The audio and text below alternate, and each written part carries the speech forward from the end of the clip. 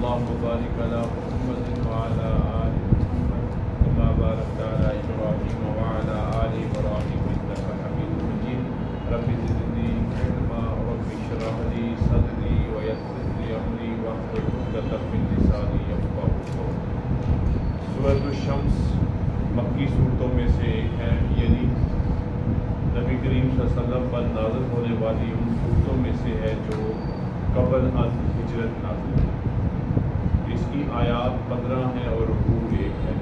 इरशाद बारी ताला है वशम्सी वल दुहाहा, कसम है सूरज की और उसकी धूप की, वल कमरी इज़ा तलाहा, और चाँद की जब वो इसके पीछे आए, वल नहारी इज़ा जल्लाहा, और इस दिन की जब वो इसको रोशन कर दे, वल लैली इज़ा यग़शाहा, और रात की जब वो उसको ढांप दे, वस्समाई वमा बनाहा, और आसमान की और इसकी जिसने इसको बनाया, वल अर्ज़ि वमा तहाहा, और ज़मीन की और जिसने इसको बिछाया, व नफ्सी वमा सव्वाहा, और जान की और जिसने इसको दुरुस्त किया, फ़अल्हमहा फुजूरहा व तक़वाहा, और फिर इसको बदी और नेकी समझाई।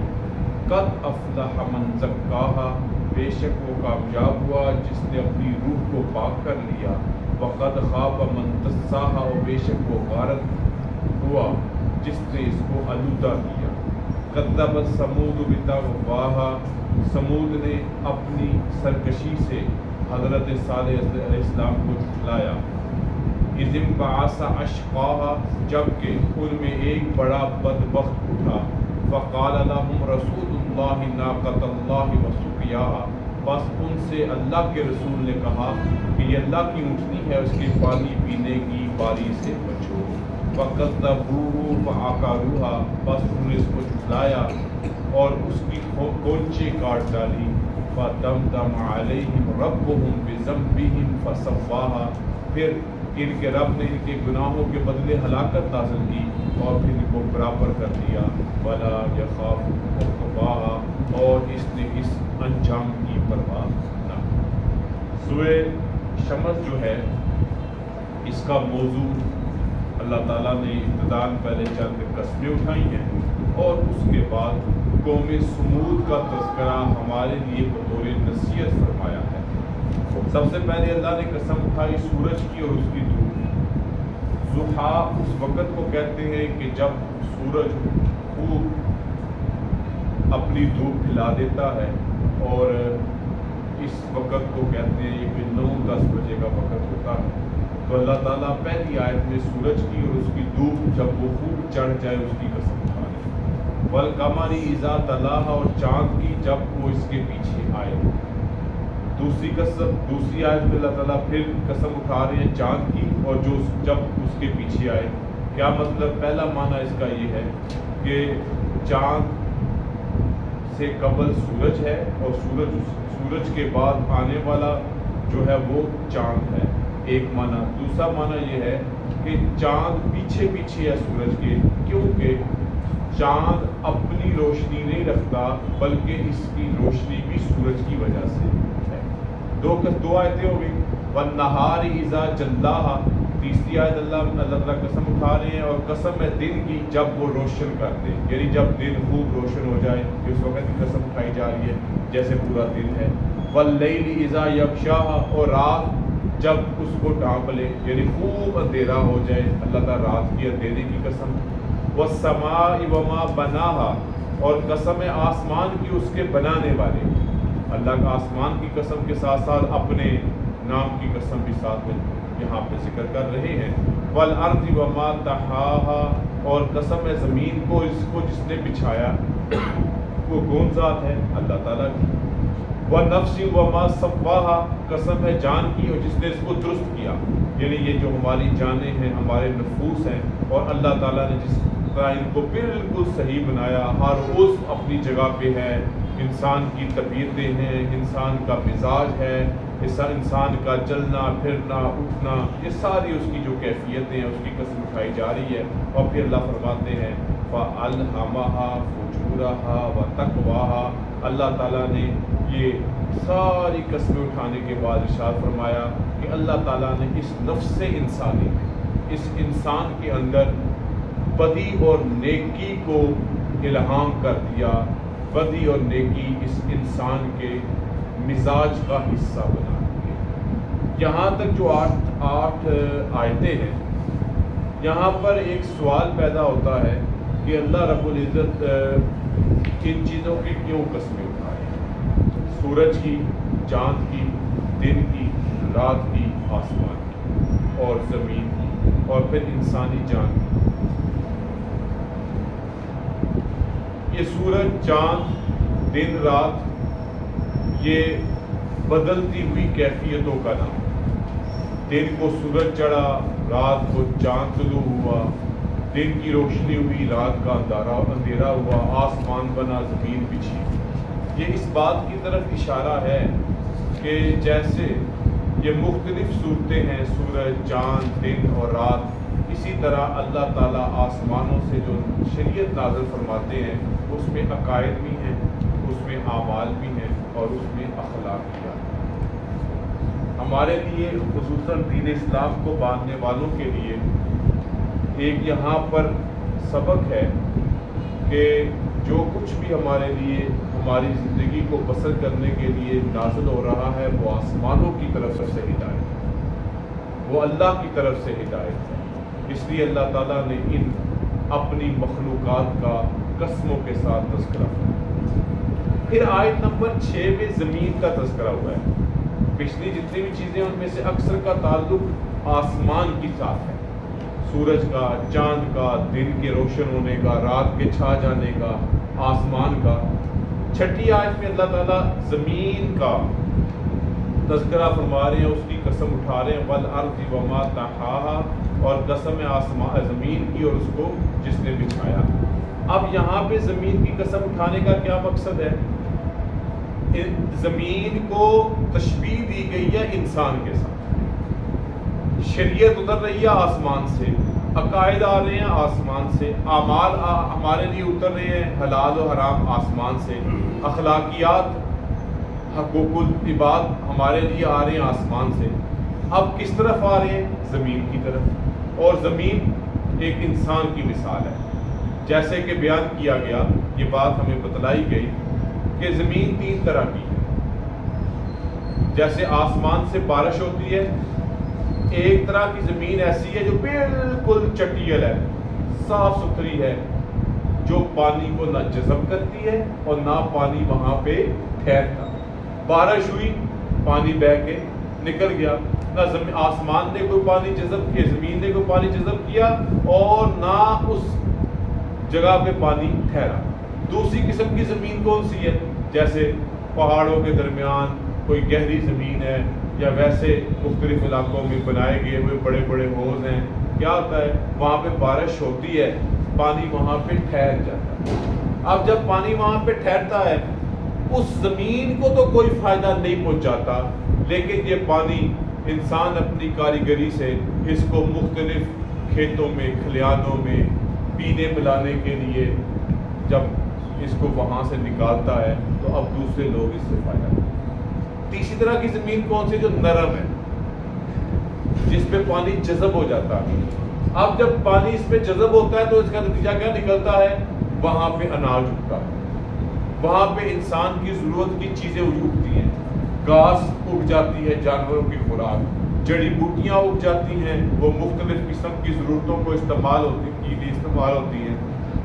گندم، جوار، باجرہ، مکئی، چنا وغیرہ وغیرہ اناج اگتے ہیں جب زمین نرم ہو، پانی وہاں پہ جذب ہو جائے.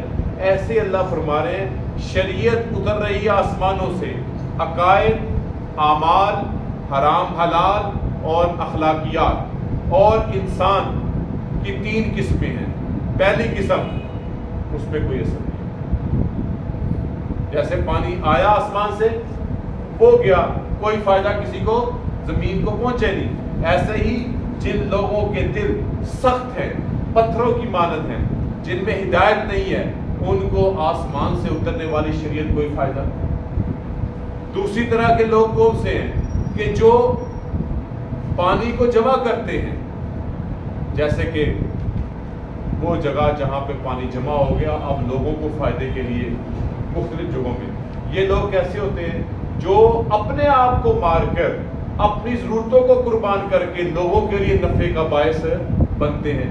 اور تیسری طرح کے لوگ کون سے ہیں؟ وہ نرم زمین کی مانند ہیں کہ جو اپنے اندر ان اللہ کے احکامات کو جذب کر لیتے ہیں، اور اس کا کیا فائدہ ہوتا ہے؟ لوگوں کے لیے شریعت کے لیے ایک مثال بن جاتے ہیں، وہاں سے اناج اگ رہا ہے جیسے کہ نرم زمین سے۔ تو یہ جب مثال بنتے ہیں اعمال کی، مثال بنتے ہیں عقائد کی، لوگ ان کو دیکھ کر اپنے لیے بھی ہدایت کے راستے ڈھونڈتے ہیں۔ اللہ تعالیٰ اس وجہ سے ان کا تذکرہ فرما کے ہمیں فرما رہے ہیں، پھر کیا فرماتے ہیں؟ وَالنَّفْسِ وَمَا سَوَّاهَا، پھر اللہ تعالیٰ ہماری طرف متوجہ ہوئے اور قسم ہے نفس کی، اور جس نے اس کو درست کیا۔ درست کرنے سے کیا مراد؟ نفس تو ہماری جان ہے، ہم ہیں۔ درست کیسے کیا؟ ہمارے ہاتھ، ہماری آنکھیں، ہمارے ناک، ہمارے ہونٹ، ہماری زبان، ہمارے پاؤں، ہمارے چلنا پھرنا، اللہ نے ہر چیز کو بڑے مناسب انداز سے پیدا کیا، ہر چیز صحیح جگہ فٹ کر دی ہوئی ہے۔ یہ ہے اللہ تعالیٰ کی اعضاء کو صحیح طریقے پر ان کی ہدایت۔ اور پھر فرماتے ہیں اللہ نے اسی نفس میں دو چیزیں ودیت کر دی، دو چیزیں اس کو سمجھا دی، کیا؟ یا تو وہ برائی کا راستہ اختیار کرتا ہے یا وہ نیکی کا۔ فَأَلْهَمَهَا فُجُورَهَا وَتَقْوَاهَا، بس اللہ نے اس کے اندر گناہ بھی رکھا، نیکی بھی رکھی۔ اب انسان چاہے راستہ ہدایت کا پکڑے اور چاہے گناہی کا۔ کہ اللہ فرماتے ہیں کامیاب کون ہوگا؟ قد افلح من زکاها، بے شک کامیاب وہ ہوا جس نے اپنی روح کو پاک، جس نے اپنے آپ کو پاک کر لیا گناہوں سے، گندے عقیدوں سے، گندے اعمال سے، اپنے عقیدے کو درست رکھا، اعمال کو درست رکھا، وہ ہے پاکیزہ۔ وقد خاب من دساها، بے شک وہ غارت ہوا جس نے اپنے عقیدے کو آلودہ کر لیا، اپنے اعمال کو آلودہ کر لیا، جس نے اپنی فکر اور سوچ کو گندا کر لیا، وہ غارت ہوا۔ پھر آگے اللہ تعالیٰ ان ساری باتوں کو بیان کر کے ہمیں بطور نصیحت ایک قوم کا واقعہ بیان کر رہے ہیں، اور وہ ہے قوم سمود۔ کذبت سمود بطغواها، سمود نے اپنی سرکشی سے حضرت صالح علیہ السلام کو جھٹلایا۔ قوم سمود سینکڑوں بستیوں پہ آباد ایک قوم ہے، اور سمود ایک شخص کی طرف منسوب قوم کا نام ہے، سمود ایک بندے کا نام ہے۔ سمود کے والد ہیں عامر، عامر کے والد ہیں ارم، ارم ذات العماد جن کا تذکرہ ہوا۔ ارم کے والد ہیں سام، اور سام کے والد ہیں حضرت نوح علیہ السلام۔ یعنی کہ یہ جو سمود ہیں یہ پانچویں پشت سے حضرت نوح علیہ السلام کی اولاد سے، تو ان کی جو ساری اولاد ہے نا وہ قوم سمود کہلاتی ہے، اور یہ مختلف بستیوں میں پھیلی ہوئی ہزاروں کی تعداد میں اور سینکڑوں بستیوں میں یہ لوگ تھے۔ اللہ تعالیٰ ان کے واقعے کو بیان کر رہے ہیں۔ اِذِ انبعث أَشْقَاهَا، جب کہ ان میں بڑا بدبخت اٹھا۔ معاملہ کیا ہوا؟ یہ قوم بت پرست تھی، صالح علیہ السلام نے ان کو بڑا سمجھایا اللہ کی عبادت کرو، سرکش بھی تھی، نافرمان بھی تھی، ہٹ درم بھی تھی، نہیں مانے، جو مرضی کر لیں ہم نہیں چھوڑیں گے، ہم نہ برائیوں کو چھوڑیں گے، نہ بدیوں کو چھوڑیں گے، نہ گندے عقیدے کو چھوڑیں گے، نہ بت پرستی کو چھوڑیں گے، آپ نے جو کرنا ہے کر۔ ایک دن انہوں نے کیا کیا؟ حضرت صالح علیہ السلام کو کہا کہ ہمارا سالانہ میلہ آ رہا ہے جس میں ہم اپنے بتوں کی عبادت کرتے ہیں، سارے لوگ اپنے اپنے بستیوں کے بت لے آتے ہیں، اکٹھے کرتے ہیں، ہم وہاں پہ عبادت کرتے ہیں، آپ بھی آ جائیں وہاں پہ، ہم اپنے بتوں کو پکار کے اپنی التجائے کریں گے، اپنے بتوں سے اپنے مطالبات کریں گے، اور اگر وہ پوری ہو گئی تو ہم سچے، ہمارے بت سن لیں گے، ہماری بات مانی جائے گی، پھر آپ اپنے رب کو پکاریے گا۔ اگر آپ کا رب نے آپ کی بات کو مان لیا، آپ کی گزارش کو، آپ کے طلب کو مان لیا، تو پھر آپ سچے ہوں گے، یا آپ ہمارے بتوں پر ایمان لے آئیں یا ہم آپ کے رب پر ایمان لیں۔ حضرت صلی اللہ علیہ وسلم نے کہا ٹھیک ہے، اللہ کے پیغمبر ہے، یقین ہے اللہ کی طرف سے کوئی وحی بھی ہوگی، آپ جائیں۔ میلے کا دن آ گیا، انہوں نے اپنے بتوں سے خوب دعائیں کی، خوب التجائیں کی، نتیجہ کچھ نہیں ملا. ان کی کوئی بھی التجا اپنے بتوں سے جو انہوں نے پکارا تھا کچھ بھی پورا نہیں ہوا. اب حضرت صالح علیہ السلام دعا کرنے لگے اپنے رب سے. انہوں نے دعا میں یہ قید لگا دی, مقرر کر دیا کہ آپ اپنے رب سے مانگیں. وہ جو سامنے پہاڑی ہے نا, اس پہاڑی کے برابر ایک اونٹنی پیدا ہو, اور جو ہی وہ زمین پہ اترے تو بچہ پیدا ہو. جس کو کہتے ہیں گابن اونٹنی, یعنی حاملہ اونٹنی. حضرت صالح علیہ السلام نے اللہ سے دعا مانگنی شروع کی. اللہ نے دعا کو قبول. سامنے پتھر پھٹا, اس سے بڑی سی دیو ہیکل اونٹنی, عام اونٹنی نہیں, بہت بڑی اونٹنی وہاں چلتی ہوئی نیچے آ. ساری قومیں دیکھا وہ دعا پوری ہو. جو ہی نیچے اتری, تھوڑی ہی دیر بعد اس نے ایک بچہ بھی پیدا کیا. 6000 لوگ اسی وقت ایمان تھے جن کی قسمت میں ایمان تھا. یعنی کہ وہی بات نا کہ جن لوگوں کا دل نرم تھا اور ان کا دل زمین کی اس نرمی کی طرح تھا, جب پانی پڑتا ہے تو جذب ہو کے فائدہ پہنچا دیتی ہے وہ زمین, تو ان کے دل نے ایمان قبول کر لیا. باقی نے کہا یہ جادو ہے, ہم نہیں مانتے, انکار کر دیا. ٹھیک ہے جی, آپ انکار کرتے ہیں, انکار ہو گیا. اب وہ اتنی بڑی اونٹنی تھی, باری مقرر ہو گئی. ان کے جانور ایک طرف اور اس اکیلی اونٹنی کی کھانے پینے کی ضرورت ہے. انہوں نے کہا تمہارے مطالبے بھی اب آئی ہے, اب یہ تمہارے لیے ایک آزمائش ہے. ایک دن یہ والی اونٹنی چرے گی اور پانی پیے گی, اس دن کوئی دوسرا جانور. جس دن تمہارے جانور چریں گے اور پانی پیئیں گے اس دن یہ اونٹنی چھٹی پہ ہوگی. انہوں نے کہا ٹھیک, گزارا تو کرنا ہی. سلسلہ شروع ہو گیا. ایک خاتون ہے جس کا نام انیسہ ہے. اس کے جانور تھے ٹھیک ٹھاک, اور کوئی اچھی خاتون نہیں تھی, بدنام خاتون. اور وہیں پہ ایک شخص تھا جس کا نام تھا کیدار بن صالح. ان دونوں کا آپس میں عشق عشق کا چکر تھا. اچھے بدنامی تھی دونوں کے تعلق. لوگوں نے کہا یار تم اس طرح بیٹھتے ہو ایک دوسرے کے ساتھ, شادی کر دو, نکاح کر دو. اس عورت نے یہ شرط رکھی کیدار کے, میں تم سے اس شرط پہ شادی کروں گی کہ تم حضرت صالح علیہ السلام کی اونٹنی کو قتل کر. اس نے کہا ٹھیک. اور کیدار کوئی معمولی شخص نہیں تھا, بڑے ٹور ٹپے والا آدمی تھا. نتیجہ کیا ہے, اللہ تعالیٰ نے فرشتوں کو مقرر کیا جو ان نافرمان لوگوں کو سزا کے طور پہ مسلط کر دیا. ان پہ کسی کو غیبی تھپڑ پڑ رہا ہے, کسی کی ہڈی ٹوٹ رہی ہے, کسی کی ٹانگ ٹوٹ رہی ہے. وہ بڑے طاقتور ہیں کہ ہم ایک کام کر بیٹھے ہیں, اب ہمیں یہ ہمارے ساتھ ہو رہا ہے. اور اللہ کی طرف فرشتے مقرر تھے, جو کسی کو پڑ لگ جاتا وہ بیچارہ بہرا ہو جاتا, کسی کو مکہ لگتا وہ کانا ہو جاتا, کسی کا ہاتھ توڑ دیتے وہ فرشتے. بڑے تنگ آئے. انہوں نے پھر بھی رجوع اللہ نہیں کیا, کی پھر بھی سازش کی. کیا سازش کی؟ حضرت صالح علیہ السلام کو قتل کر.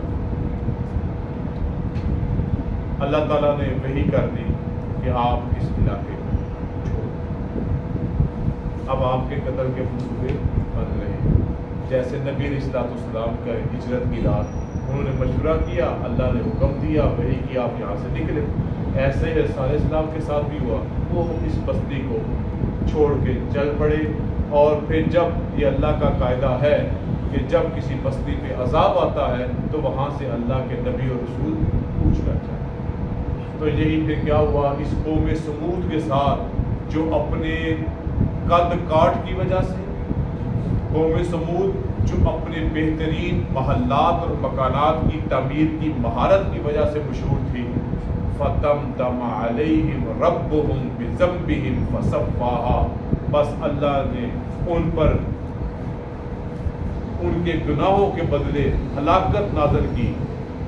کیا ہوا؟ فَتَمْتَمَ عَلَيْهِمْ, بس ان پر ہلاکت نازل ہوئی، ربہم ان کے رب کی طرف سے، بذنبہم کیوں؟ ان کے گناہوں کی وجہ سے، فسواہا ان کو برابر کر۔ جب عذاب آیا تو ساری بستیاں برابر ہو گئی، نام و نشان ان کا مٹ گیا، ولا یخاف عقباہا، اور اس نے اس انجام کی پرواہ نہ کی کہ یہ جو حرکتیں کر رہے ہیں اس کا انجام کیا ہوگا۔ ہمارے لیے اس میں سبق یہ ہے کہ ہم اللہ تعالیٰ کے جو شعائر ہیں ان کی تعظیم کریں، اللہ تعالیٰ نے جو اس دین کے لیے ہمارے اوپر جو تعلیمات نازل کی ہیں ہمارے لیے ان پر عمل کریں۔ یہ اللہ کے شعائر ہیں، اگر ہم اللہ کے شعائر کا مذاق اڑائیں گے تو اللہ کے نبی کی رحمت ہے کہ ہم پہ عذاب ایک دم والا نہیں آئے گا، چھوٹے موٹے جھٹکے ہمارے ساتھ چلتے رہتے ہیں۔ صرف اس کی ایک ہی صورت ہے ان سے بچنے کی کہ اپنے رب کی طرف رجوع کریں، معافی طلب کریں، عقیدے کو درست کریں، نیک اعمال کریں، تاکہ دنیا و آخرت میں ہماری کامیابی ممکن ہو۔ اللہ کا فضل و کرم ہم پہ ہو۔ اللہ تعالیٰ ہم سب کو قرآن مجید سمجھنے اور اس پہ عمل کرنے کی توفیق عطا فرمائے۔ وآخر دعوانا الحمد للہ رب العالمین، والصلاۃ والسلام